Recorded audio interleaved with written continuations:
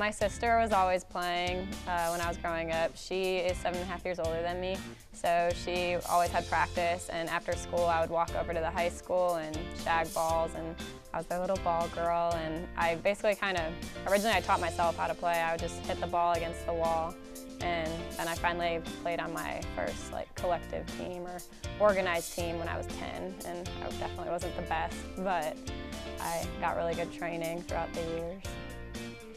They started recruiting me my junior year, and my best friend and I were both getting recruited together to come here.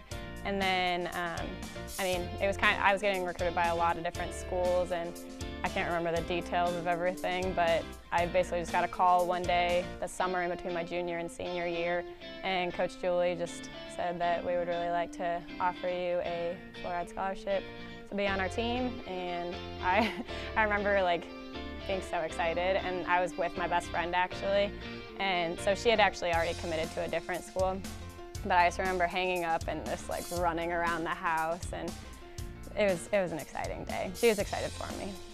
My major is special education, and it's kind of combined with elementary ed, so I'll be certified to teach both. When I was a senior in high school coming to SEMO trying to decide what my major was going to be, I knew I wanted to do education, but then the advisor that was talking with us, she was like, oh, are you sure you don't want to do this major, that you can do regular education and special ed? And I was like, why not? I'll try it. And because I was like, I can always just do regular ed with this major. I don't have to do the special ed side. And my freshman year, Dr. Aguinaga at the university, she does stuff with the Autism Center on campus. And she asked our class if there was anybody who wanted to work with this 4-year-old little boy who had autism. And once again, I was like, why not? And so I went in on Fridays only, and I would, just do stuff with him, give him options. So I would give him, do you want to play with blocks? Do you want to play with whatever? And he would choose that kind of stuff. And on my last day of working with him, and he didn't know it was our last day together, but on my last day of working with him, he never spoke, because kids with autism, a lot of them are nonverbal and they don't speak a lot. And on our last day together, when I was leaving, he was like, bye, my Miss Cat. And it was just very humbling. And it's just little stuff like that my freshman year, I was like, okay, I definitely want to stick with the special ed side of this. And there's just been so many people that I've met, and children and even adults that have special needs, and I've met them throughout my last 3 years, and it's really just solidified that I want to do this. And each one of them is so different, and I don't know, they really, they make me want to keep doing it and meet more people like them.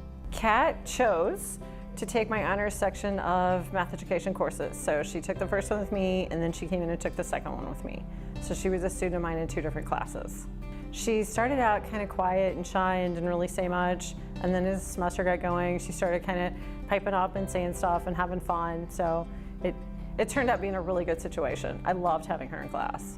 In special education, we're never sure what it's going to look like, or how those teachers and how the students are going to interact with mainstream. So with her being in special education, she has the right personality that I think she will adapt to no matter what situation she's in or what school district she's in. Sometimes the special ed teachers are called into the classroom. Sometimes they're in their own classroom. Sometimes it's back and forth. And I think she has a personality that she will adapt no matter what the situation is or where she's needed. I think being an athlete and being a student at the same time has been important.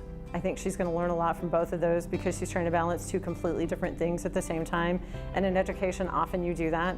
You balance what's going on in your family life and what's going on in school. I think she's going to be great at transitioning from here to there. I don't think she'll have any problem at all. I mean, she was never late on any assignment. She never had trouble getting anything done. She was always very polite, very professional, and I see that carrying through.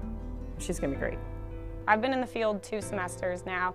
I was in a 5th grade classroom, and then this past semester I was in a 2nd grade classroom, and both of my cooperating teachers were absolutely awesome. They were definitely different, their teaching styles. One of them was more laid back, and if the kids were running around, she was so good about just being like, oh, they're fine, as long as they're not hurting each other. Whereas I'm a type A kind of person, so I'm like, no, you need to be sitting in your seats, and that's kind of how the second teacher was. So I definitely got to see 2 types of teaching styles, but I also got to see how they were both effective in their own ways. And so it kind of made me, step back and think maybe I don't have to be as type A when I'm a teacher, and I can let them do, more of the kids stuff. but no, they both taught me so much, and I really appreciated having both of them. I work with these two boys, not in school, but like this entire summer I worked with them, and they have a pretty severe disability. It's called CHARGE syndrome, and it's two boys in the same family of 5 kids, and the chances of 2 kids in the same family having that syndrome is actually like extremely low, so they're kind of famous. The family is kind of famous. But just working with them on a daily basis, I've learned a lot about like what's important in life and how small things seem like a big deal to us, but at the end of the day, they really are so minute. And it's just, I was talking to my coach one day about how, something happened with them and how, they have so little compared to us if you compare like, what we go through on a daily basis compared to them. But at the end of the day, they still are laughing and having fun. And my coach, gave me, or said something clever at one point. She was like, no one has to do anything in life. All you really have to do is die. And to me, that was a good point.